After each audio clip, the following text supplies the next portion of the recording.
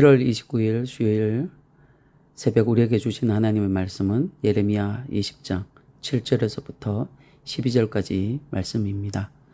여호와여, 주께서 나를 권유하심으로 내가 그 권유를 받았사오며 주께서 나보다 강하사 이기셨으므로 내가 조롱거리가 되니 사람마다 종일토록 나를 조롱하나이다.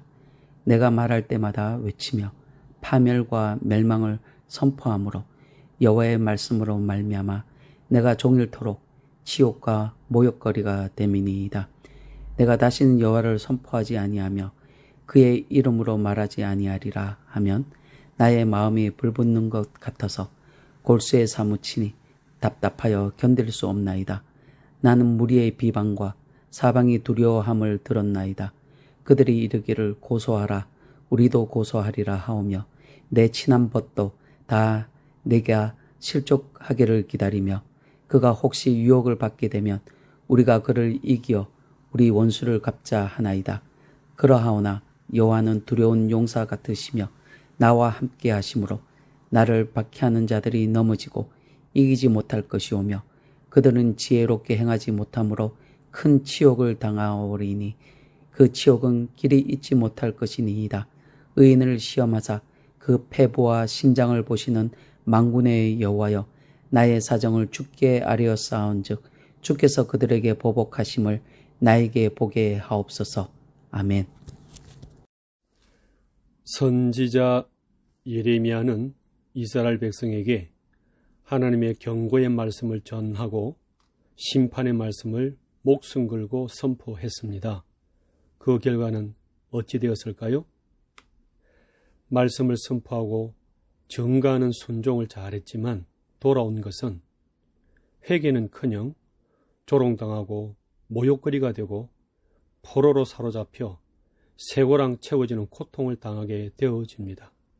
또한 하나님께서 약속하셨던 멸망, 심판도 다가오지 않았습니다. 얼마나 낙심되고 또 이들을 향하여 긍휼히 여기는 마음으로 눈물을 많이 흘렸겠습니까? 이 절망과 낙심 중에도 한 줄기 솟구치는 불길이 일어남을 느낍니다.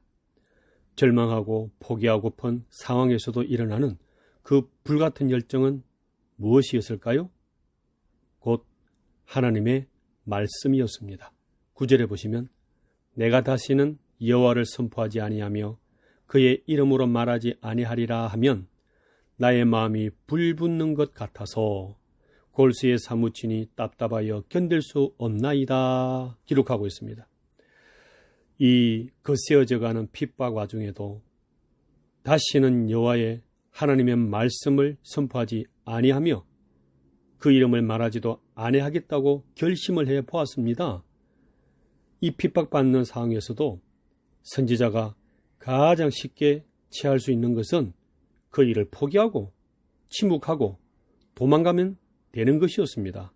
그러나 말씀이 불과 같아서 속에서 담아둘 수가 없을 정도로 불길로 일어났다고 말씀하고 있습니다. 답답하다의 이 히브리어 원어는 기진하다의 뜻으로서 거의 죽을 지경에 이르게 된 상태를 말하고 있지만 말씀에 대한 불같은 열정은 계속 타오르고 솟구치고 있었다는 것입니다. 저와 여러분 어떻습니까? 하나님의 이 전염병이, 경제 불황이 많은 사람이 주님께 다가오고 있지 않고 있을 때에 우리 마음속에 하나님을 향한 이 불같은 말씀의 열정이 있으신지요? 우리에게 다가오셔서 하시는 하나님의 말씀이 우리에게는 있으신지요? 10절에 보시게 되면 백성들은 고하라, 실족하고 유혹을 받게 되면 원수 갚지 말라고 말씀하고 있습니다. 그들은 예레미야가 미혹된 길에 빠져서 반역죄로 몰아붙일 수 있는 망언을 내뱉기를 기다리고 있었던 것입니다. 곧 죽일 수 있는 빌미를 잡기 위해서 덫을 놓고 이 원수들이 기다리고 있었던 것입니다. 모든 사람이 등을 돌리고 내 편이 아무도 없는 소외되고 외로운 심경인 것입니다. 이렇게 절망적 상황에서 어떻게 예레미야가 살아갈 수 있겠습니까? 사람은 먹을 것이 없어 죽는 것이 아니라 소망이 없으면 죽게 되는 것인데, 이때 이 예레미야는 어떻게 일어설 수가 있겠습니까? 여러분은 이 모든 절망과 낙담이 나를 포위하고 있을 때 어떻게, 무엇으로 일어서시겠습니까? 11절에 보시게 되면 그러하오나 여호와는 두려운 용사 같으시니 나와 함께 하심으로 나를 박해하는 자들이 넘어지고 이기지 못할 것이오며 기록합니다. 그렇습니다. 이 절망과 낙심 가운데 일어설 수 있는 유일한 힘은 하나님이 이전에 주셨던 말씀의 약속을 회상함으로써 새로운 힘을 얻게 되었다는 것입니다. 하나님이 함께 하신다는 이 언약의 말씀을 상기하고 기억함으로써 새 힘을 얻게 되었고 소망을 품게 되었다는 것입니다. 곧 마음속에서 사그러지지 아니하는 답답하고 견딜 수 없는 그 상황에서도 불길처럼 솟아났던 이 말씀이 예레미야를 이렇게 세웠고 새 힘을 주게 된 것입니다. 그래서 이 새 힘을 얻어서 예레미야는 기도하고 있습니다. 12절에 어인을 시험하사 폐부와 심장을 보시는 하나님, 그들을 보복하여 주시옵소서 기도하고 나아가고 있습니다. 폐부에 해당되는 히브리어는 감정이나 감추어진 동기 등이 들어있는 장소를 폐부로 여기고 있고, 심장은 생각과 의지가 자리 잡고 있는 곳으로 그들은 여기고 있는데, 이 두 가지는 안 보이는 곳입니다. 그래서 이 두 가지 의미는 은밀하게 감추어져 있는 생각들을 뜻하고 있는 것입니다.